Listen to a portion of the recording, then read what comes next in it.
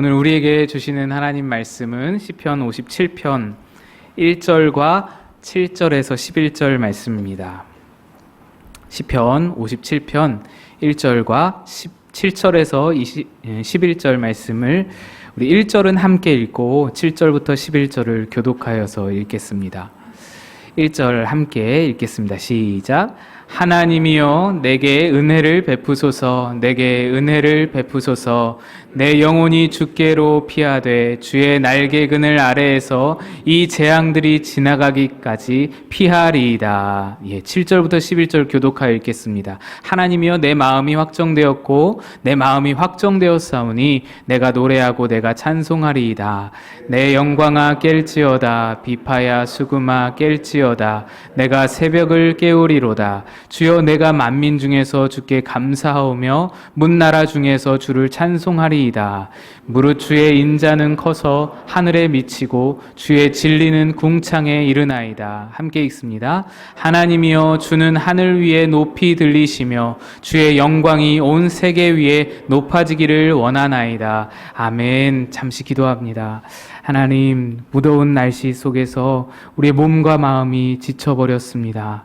그러나 우리의 영혼은 주를 향하여서 더 갈망하고 더 그 목마름이 타는 듯합니다. 주여, 타는 목마름으로 주의 말씀과 은혜를 기다리오니 은혜를 허락하여 주시옵소서. 전화한 자는 감추시고 주의 은혜만 드러나길 소망하오며 예수님의 이름으로 기도합니다. 아멘. 오늘 함께 읽으신 본문은 다윗이 사울을 피해서 유다 광야에 있을 때에 지은 시입니다. 본문 제목을 보시면 이렇습니다. 본문 제목에 다윗의 믹담시, 인도자를 따라 알다스엣에 맞춘 노래, 다윗이 사울을 피하여 굴에 있던 때에 라고 되어 있죠. 여기서 굴이라는 것은 엔게디 굴을 말합니다. 사울이 다윗이 숨어있는 그 굴에 들어와서 용변을 보는데 다윗이 사울이 벗어둔 그 겉옷자락 잠시 잘라가지고 했던 그 굴, 사울에게 손을 대지 않았던 그 굴, 그 엔게디 굴. 근데 그 엔게디 굴도 유다 광야에 속해 있습니다. 유다 광야 동쪽 끄트머리 사해 근처에 위치한 엔게디 굴입니다. 그러면 엔게디 그 굴이 위치해 있는 유다 광야라는 곳은 어떤 곳인가? 사진을 한번 찾아봤습니다. 이런 모습입니다. 보기만 해도 참 황량하고 척박한 그런 곳이죠. 이곳이 다윗이 사울을 피해서 수년 동안 헤매이면서 숨어 지내던 곳이고요. 또한 이곳이 예수님께서 40일 동안 금식하시면서 마귀의 시험을 당하셨던 그런 곳이 바로 이곳 유다 광야입니다. 제가 이 사진을 보면서 이런 생각을 해봤습니다. 나더러 저런 곳에 텐트를 치고 며칠 동안 살아라 라고 한다면 내가 어떨까? 내가 과연 살 수 있을까? 낮에는 내리쬐는 태양에 힘들고 밤에는 추위에 덜덜덜덜 떨면서 아무 사람도 없고 사람뿐만 아니라 아무 볼거리도 아무 먹거리도 아무 즐길거리도 없는 저곳을 나는 과연 버틸 수 있을까? 창살과 벽만 없을 뿐이지 저곳이 감옥과 다를 것이 무엇인가 라는 생각을 해보았습니다. 그런데도 성경은 이 광야를 굉장히 긍정적으로 말합니다.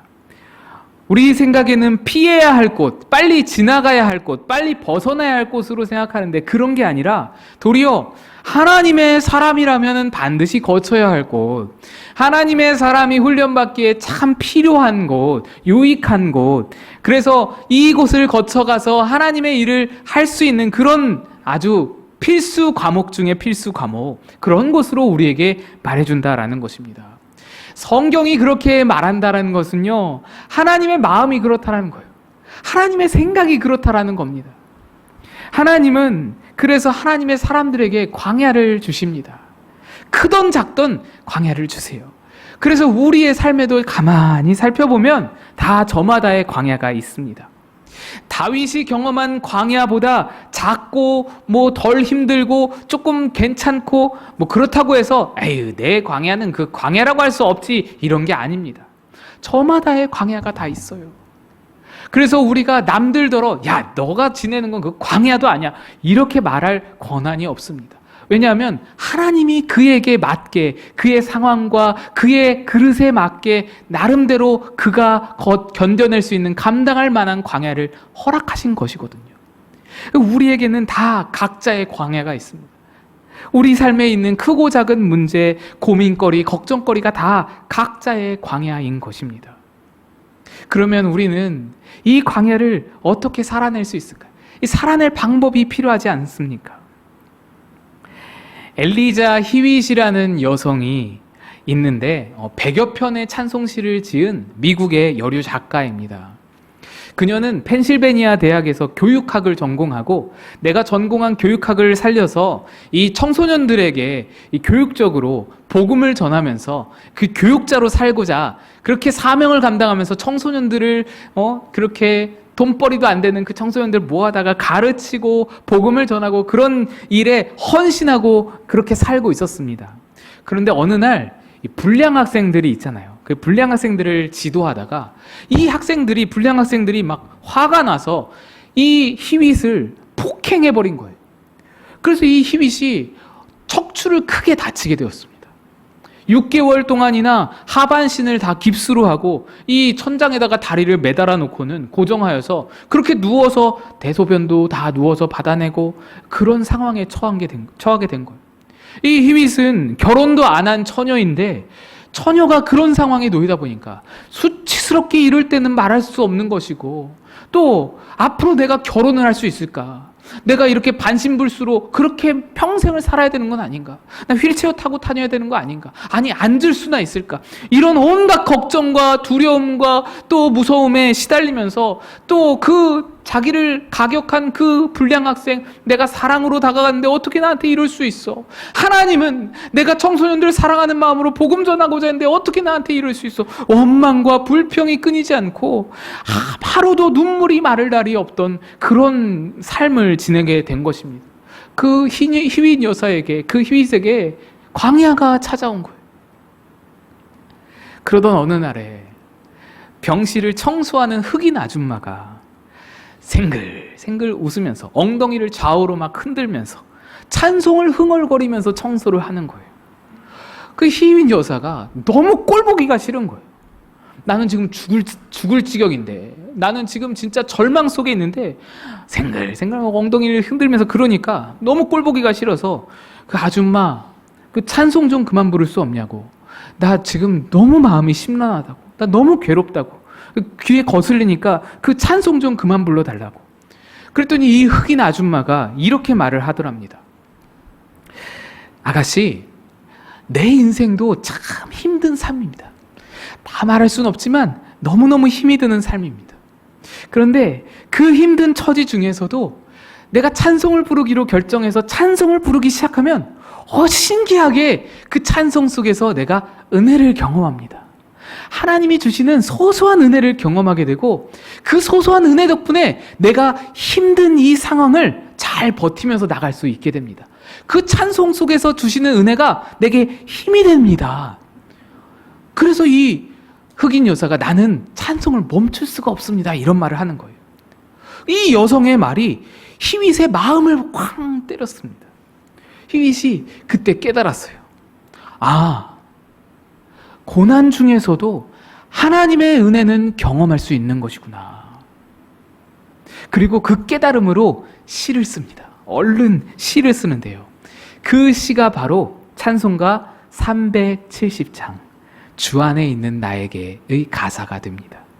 주 안에 있는 나에게 딴 근심이 있으랴. 후렴이 이렇죠. 주님을 찬송하면서 할렐루야 할렐루야 내 앞길 멀고 험해도 나 주님만 따라가리. 광야 속에서도 하나님의 은혜를 경험하게 된 거예요. 아니, 오히려 광야이기 때문에 작은 은혜에도 더 민감하고 더 감사하게 우리가 받아들일 수 있게 되는 겁니다. 하나님이 우리를 광야로, 아무것도 없는 광야로 이끄시는 이유는 어쩌면 거기에 있지 않을까.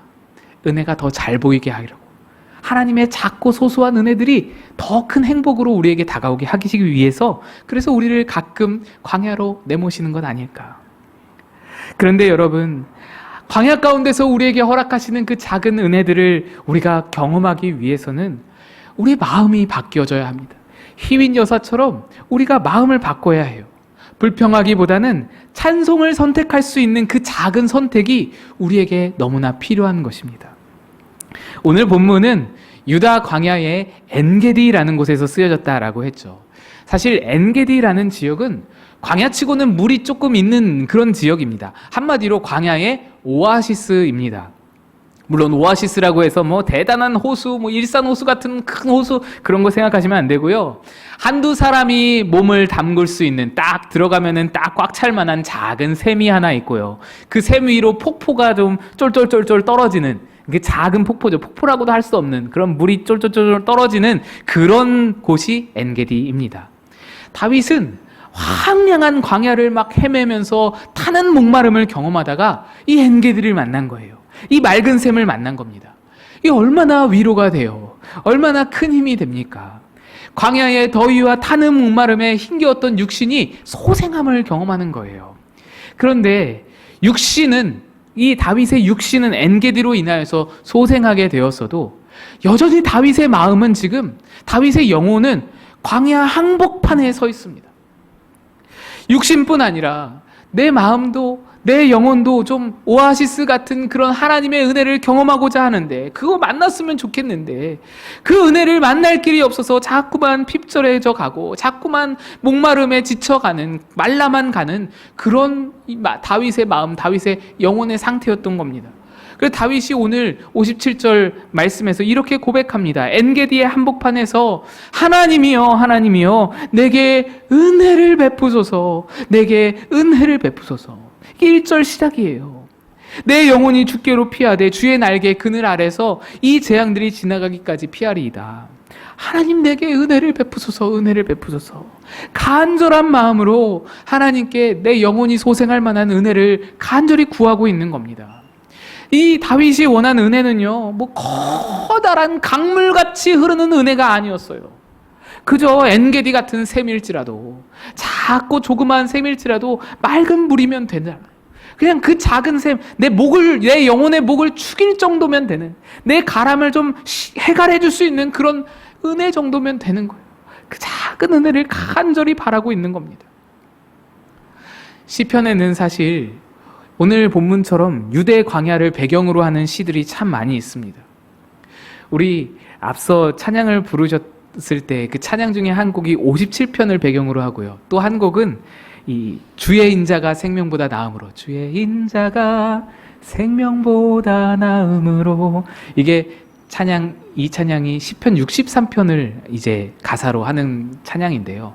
그 63편의 제목을 보셔도 거기에 다윗이 유대 광야에 있을 때라고 되어 있습니다. 또 있어요. 또 광야에서 쓴 시가 또 있는데, 광야를 배경으로 한 시가 바로 지난주에 다뤘던 시편 23편도 유다 광야를 배경으로 합니다. 근데 좀 이상하죠. 아니, 시편 23편 우리가 알기에는 푸른 초장과 쉴만한 물가가 배경인데, 아니 그게 어떻게 유다 광야가 배경인가? 우리는 시편 23편이 말하는 푸른 초장을 읽으면서 떠올리는 그림이 무엇인가요? 여러분 무엇을 떠올리세요?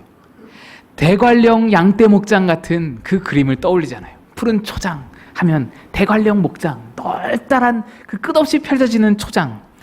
그런데 사실 이 다윗이 말했던 푸른 초장은 유다 광야의 보잘것없는 초장이었습니다. 광야라는 것은 보셨던 사진과 같이 뭐 풀 한 폭이 없는 그런 환경이 광야입니다. 지질 자체가 석회암으로 되어 있어서 땅이 물을 흡수하지를 못해요. 땅이 물을 이렇게 가둬두고 있지를 못합니다. 그래서 다 흘러가 버리거나 다 밑으로 빠져가는 그런 구조가 이제 광야, 이 이스라엘 땅 전체가 다 그렇습니다. 그나마 우기 때에는 곳곳에 이제 물이 흐르기 때문에, 물이 고이기도 하고 흐르기 때문에 곳곳에 풀이 돋아나기도 하지만 그것도 참 한시적인 거예요. 그래서 건기에는요, 그 광야의 지리를 빠삭하게 잘 알아서 풀이 있는 곳, 있을 만한 곳을 잘 찾아내야 하는 것이 목자의 역할입니다. 만일에 우리들의 상상처럼 시편 23편의 푸른 초장이 대관령 목장 같은 그런 넓은 목초지였다면 사실 목자는 필요가 없습니다. 실제로 대관령 양떼 목장에는 따로 목자가 없어요. 목자라고 해봐야 그 관리하는 직원들이 양떼 목장 그 운영 시간이 끝나면 양떼들을 몰아서 우리 안에 넣는 것, 그리고 아침이 되면 다시 우리 밖으로 양떼를 모는 것, 그 정도밖에는 없습니다. 울타리 쳐놓고 그 안에서 양떼들이 마음껏 풀을 먹어도 풀이 모자라지 않기 때문에 어디를 가도 양들이 알아서 풀을 먹을 수 있기 때문에 목자가 필요가 없는 겁니다. 그런데 광야는, 유다 광야의 그 초장이라는 것은 목자가 없으면 양은 풀을 한 포기도 찾아낼 능력이 없습니다. 그래서 목자가 없으면 죽는다라는 말이 그래서 나오는 거예요. 광야에서 만나는 은혜라는 것은 바로 이 유대 광야에서의 푸른 초장과 같습니다. 광야에서 주시는, 우리 삶에 찾아온 광야에서 주시는 하나님의 은혜라는 것은 영원히 먹고 살 수 있을 만큼 막 어마어마한 충만한 축복이 한꺼번에 쏟아부어 주시는 것을 의미하지 않습니다. 광야에서는 그저 오늘 하루 내게 주실 양식, 오늘 내게 일용할 양식, 그거 주시는 것이 너무너무 감사한 거예요. 그거 하나로도, 그 소소하고 작은 그 행복만으로도 너무너무 감격하고 감사한 것이, 그것이 큰 은혜로 다가오는 것이 광야에서의 은혜인 겁니다. 일용할 양식, 잠시 있다가 없어지는 푸른 초장으로도 감격하는 것, 그것이 하나님을 만나는 이 광야의 삶인 것입니다. 쉴만한 물가라는 것도 마찬가지입니다. 여기서 쉴만한 물가, 시편 23편의 쉴만한 물가는 잔잔하고 물살이 세지 않은 그런 물을 의미합니다. 유대 광야뿐 아니라 이스라엘 전체 땅에 물이 참 귀한데요. 그래서 양떼를 기르는 목자는 광야길에 익숙하여서 지리를 잘 알아서 잔잔한 물가가 이 시기에 어디쯤에 있을까를 알아야 합니다. 물이 어제 있다가도 오늘 없어지는 그런 땅이 이스라엘 땅, 유다 광야 땅이기 때문에 그거를 잘 알아야 되는 거예요. 아, 이 기후면은 여기에 물이 있겠다, 남아 있겠다, 이걸 알아야 되는 거예요. 어제 비가 왔는데 오늘 그러면 어디에 물이 고여 있겠다, 이걸 잘 알고 있어야 목자의 역할을 감당할 수 있는 거예요. 양은 이걸 알아낼 능력이 없습니다. 아니, 여기 어제 분명히 물이 있었는데 오늘 왜 물이 없지? 양은 알아낼 능력이 없어요. 어쩌다가 고인물을 양이 발견하더라도 그 물은 거의 90% 이상 흙탕물이거나 짐승의 배설물이 섞여 있어서 마시면 탈이 날 그런 물일 경우가 대부분입니다. 때로 양이 스스로 아주 큰 물, 강같이 흐르는 물을 발견하더라도 그걸 마시겠다고 달려드는 순간 털이 물에 불어버려서 자기 몸무게를 이기지 못하고 물살에 휩쓸려 버리는 경우가 굉장히 많은 거예요. 그래서 광야에서 양들에게는 목자가, 잔잔한 물가로 인도할 목자가 생명인 겁니다.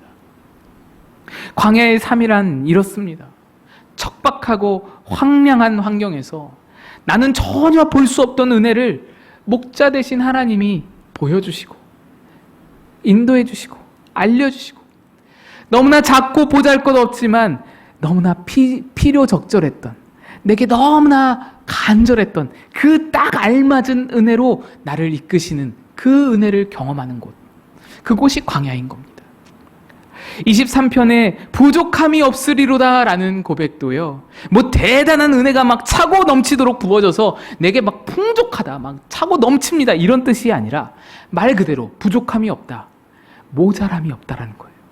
적절하다라는 거예요. 딱 알맞다라는 거예요. 일용할 양식이라는 말이에요. 이것이 광야에서 우리에게 주어지는 은혜라는 것이죠. 그런데 수많은 사람들이 이 광야를 살아가면서 이 은혜를 은혜로 알아보지 못합니다. 때로는 나 홀로 광야에 던져져 버렸다는 생각에 자기 연민에 빠져서 나처럼 불쌍한 사람 없을 거야, 나같이 이렇게 불행한 사람은 없을 거야, 빠져버려서는 거기서 헤어나오지를 못하면서 하나님이 주시는 소소한 은혜들, 작은 감사거리들을 발견하지 못하고 무너져 버리는 경우도 있고요. 때로는 광야에서 내가 스스로 우물이라도 내가 파서 내가 노력으로 이걸로 좀 어떻게든 애쓰고 힘들여서 내가 좀 살아봐야지, 그렇게 애쓰고 힘들이다가 그냥 피곤해서 너무너무 힘들어서 하나님이 주시는 은혜들, 작은 은혜들 발견하지 못하고 지나쳐버리는 경우도 있고, 때로는 이 광야의 삶에 그냥 자포자기하는 마음으로 그냥 될 대로 되라. 그냥 마음이 무너져 버려서 그래서 은혜를 발견하지 못하고 작지만 너무나 필요적절하게 해주시는 하나님의 소소한 은혜들을 발견하지 못하고 지나쳐 버리면서 더 힘들고 더 무너지는 악순환에 빠지게 되는 것입니다. 하지만 다윗은 그렇지 않았습니다. 오늘 본문을 묵상하면서 참으로 놀라운 것은요, 광야에서 써내려가는 이 시편을 다윗은 찬송으로 마무리한다라는 거예요. 57편 8절에서 11절을 읽어보시면 내 영광아 깰지어다 비파야 수금아 깰지어다 내가 새벽을 깨우리로다 주여 내가 만민 중에서 주께 감사하오며 문 나라 중에서 주를 찬송하리이다 무릇 주의 인자는 커서 하늘에 미치고 주의 진리는 궁창에 이르나이다 하나님이여 주는 하늘 위에 높이 들리시며 주의 영광이 온 세계 위에 높아지기를 원하나이다. 여러분 읽으시면서 느끼셨겠지만 수많은 찬양의 가사들이 생각이 나죠. 떠오르는 것이죠. 이 57편 말씀 한 절 한 절이 찬양 한 곡으로 만들어져도 전혀 손색이 없을 정도로 너무나 위대한 찬양의 그 고백들을 다윗이 지금 계속해서 연이어서 쏟아내고 있는 거예요. 다윗은 이 찬양을 궁궐에서 좋은 의자에 앉아가지고 그렇게 궁궐에서 부른 것이 아닙니다. 좋은 경치 좋은 휴양지에서 와인을 한 잔 곁들이면서 그렇게 이 찬양을 부른 것이 아닙니다. 광야의 엔게디 굴에서 사울에게 쫓겨서 숨어 다니면서 다윗이 이 놀라운 찬양을 부르고 있는 겁니다. 그런데 여러분, 이 엔게디의 찬양이 어떻게 시작되는지를 우리가 잘 살펴볼 필요가 있습니다. 방금 읽으신 9절 바로 윗구절 8절에서 11절 바로 윗구절에 7절이 있는데 그 7절에 찬양을 이렇게 시작하고 있습니다. 다윗이 하나님이여 내 마음이 확정되었고 내 마음이 확정되었사오니 내가 노래하고 내가 찬송하리이다. 다윗은 광야 한복판 굴 속에서 도망자 신세로 살면서도 찬송을 부르기로 노래를 하기로 마음을 확정하는 겁니다. 여러분, 마음을 확정한다는 것은요, 억지로 한다는 것이에요. 안 되는데, 자연적으로는 절대로 될 수가 없는데, 그냥 흘러가게 놔둬서는 절대로 될 수가 없는 일인데 이거를 붙들고 노력해서 만들어낸다라는 거예요. 확정한다는 거예요. 찬송하기로 정한다라는 거예요. 선택하고 결정한다라는 거예요. 성경적 시간 개념에는 크로노스의 시간과 카이로스의 시간이 있다는 것 여러분 잘 아시죠? 크로노스의 시간은 우리가 일반적으로 생각하는 그 흘러가는 시간입니다. 그냥 의미 없이 톡딱톡딱 흘러가는 시간. 2022년 8월 7일 11월 11시 38분 몇 초 이렇게 흘러가는 것이 크로노스의 시간입니다. 그러나 카이로스의 시간은 이런 것이 아닙니다. 아주 특별한 의미가 부여된 시간입니다. 여러분 혹시 2007년 12월 15일이 무슨 요일인지 기억이 나시나요? 그날 날씨는 어땠는지 혹시 기억이 나시나요? 아실 수가 없죠. 그날은 토요일이었고 아침 일찍부터 눈발이 살짝 날리기도 했지만 이내 그쳤고 꽤 쌀쌀하고 추웠던 날씨였습니다. 제가 장가간 날이거든요. 여러분에게는 그날이 아무리 생각해봐도 아무리 기억을 해내려고 해봐도 별거 없었던 날입니다. 크로노스의 시간이거든요. 근데 저에게는 제 인생을 뒤바꿔 놓은 중요한 날이었기 때문에 카이로스의 시간으로 의미 있게 다가와서 기억에 남는 거예요. 오늘 이 시간도 그냥 지나가면 그냥 보내면 크로노스의 시간이 되지만 훗날의 기억에 남을 만큼 우리가 은혜를 경험한다면 2022년 8월 7일 11시 38분 40분 이 시간이 카이로스의 시간이 되는 거예요. 광야는 하나님과의 관계에서 카이로스의 시간을 만나기에 너무나 유용한 환경을 우리에게 제공해 줍니다. 대관령 목장에 사는 양들, 대관령 목장 같은 좋은 곳에 사는 양들에게는 목자가 필요 없다라고 말씀드렸죠. 거기는 카이로스를 경험하기가 힘들어요. 우리의 삶도 광야가 아니라면 하나님을 잘 찾지 않게 됩니다. 대관령 목장에 목자가 필요 없듯이 광야가 아닌 환경에서는 작은 은혜, 일용할 양식, 이 감사가 잘 안 돼요. 하나님이 필요가 없는 존재로 여겨질 때가 있습니다. 눈만 뜨면 풀인데요. 눈만 뜨면 먹을 것인데요. 부족함이 없는데요. 오늘 여기서 먹고 내일은 저기서 먹고 목자가 필요 없습니다. 그러나 광야에서는 아주 미미한 은혜, 아주 작은 카이로스의 시간에서도 하나님을 경험합니다. 아주 작은 초장에서도 카이로스의 때를 만나게 되는 거예요. 의미 있게 다가오는 거예요. 그래서요, 광야가 없다면, 우리 삶의 부분적으로라도 광야가 없다면 카이로스는 없는 거예요. 우리 각자의 삶에 저마다의 광야를 주시는 것에는 바로 그러한 의미가 담겨 있는 것입니다. 다윗이 마음을 확정하여 찬송을 결심한 것이 왜 그런 것이냐? 의미 없이 흘러가 버리고 있는 그 광야 속의 크로노스 시간들을 꽉 붙들어서 카이로스로 만들어내기 위해서 마음을 확정하여 찬송을 부르기로 결정하는 거예요. 이걸 그냥 흘려보내기가 싫은 거예요. 아무 의미 없이 광야가 지나가는 것, 고생만 하다가 그냥 의미 없이 끝내버리기 싫은 거예요. 그래서 찬송을 부르기로 결정하여서 이거를 카이로스로 만들어내는 겁니다. 광야 한가운데서 하나님의 은혜를 간절히 사모하며 울부짖던 다윗이 찬송을 부르기로 선택하고 결정하여서 내게 이미 주어졌던 은혜들을 발견하게 되는 거예요. 작고 소소하지만, 너무나도 미미하지만 없어서는 안 될, 너무나 필요한, 내게 절절했던 딱 알맞은 적절한 은혜들을 그제서야 눈뜨고 발견하게 되는 겁니다. 그래서 그 은혜가 다윗을 강력하게 붙들어줘. 얼마나 이 힘이 강력한지요. 여러분, 이 배경이 지금 엔게디 굴이라고 말씀드렸죠. 57편 엔게디 굴입니다. 근데 엔게디 굴은 다윗을 죽이려고 사울이 쫓아오다가 모든 경비병력을 물리고는 다윗이 숨어있는 굴에 용변을 보러 들어왔던 그 굴이죠. 사울은 경비병을 다 물리고는 너무 볼 일이 급해서, 너무 배가 아파서 다 물리고는 자기 무장을 해제하고는 들어가서는 앉아서 변을 봤습니다. 겉옷도 벗어놓고.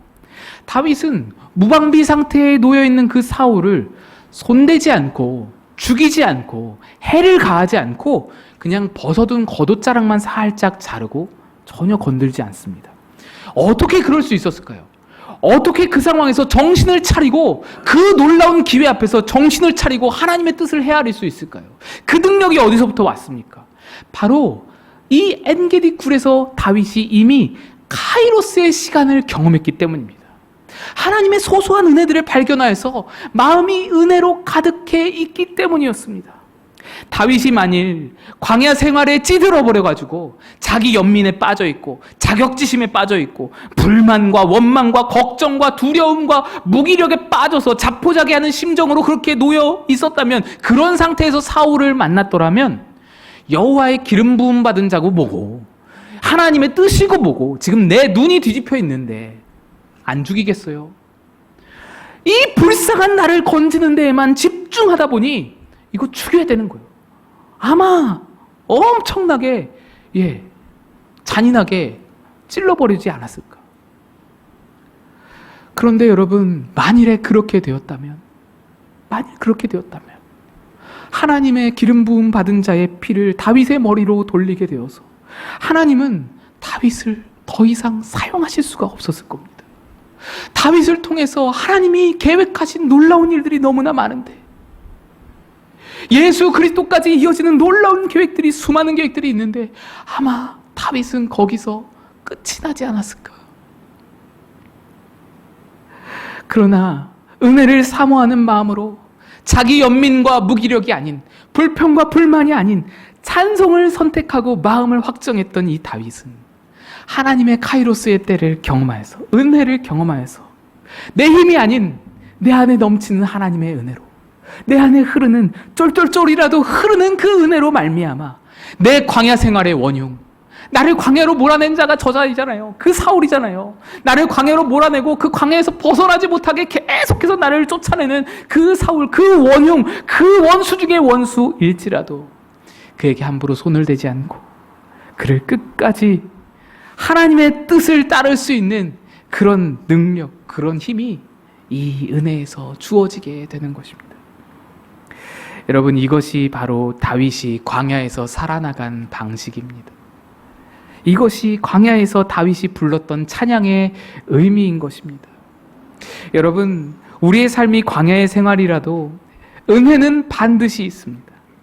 하나님은 여러분에게 광야를 맡기시면서 반드시 꼭 필요한 푸른 초장과 잔잔한 물가를 또한 우리에게 허락해 주십니다. 그분이 우리의 목자시니까요.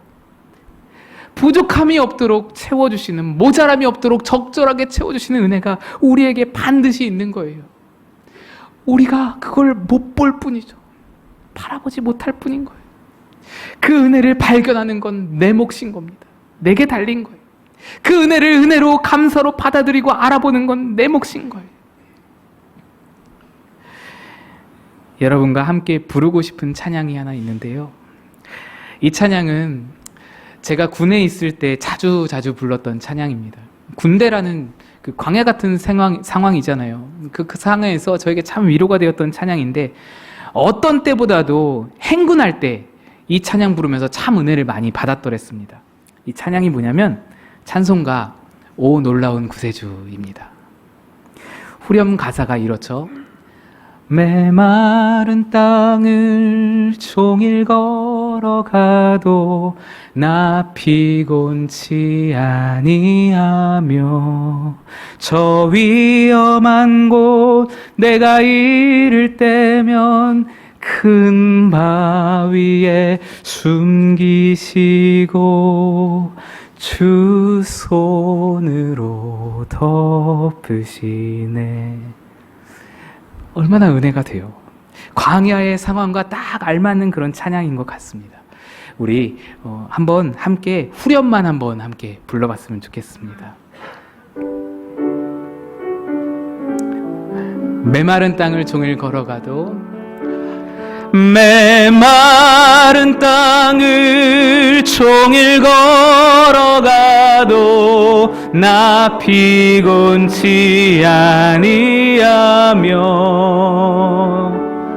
저 위험한 곳 내가 이를 때면 큰 바위에 숨기시고 주 손으로 다시 한번 메마른 땅을 종일 걸어가도 메마른 땅을 종일 걸어가도 나 피곤치 아니하며 저 위험한 곳 내가 이를 때면 큰 바위에 숨기시고 주 손으로 덮으시네. 여러분, 광야 한복판에서 원망이 아닌 찬송으로 마음을 정해보시기 바랍니다. 찬송하면서 믿음의 눈을 들어서 하나님의 덮어주시는 손을 바라볼 때, 그때 카이로스의 때가 여러분에게 펼쳐질 줄로 믿습니다. 함께 기도하겠습니다. 아버지 하나님,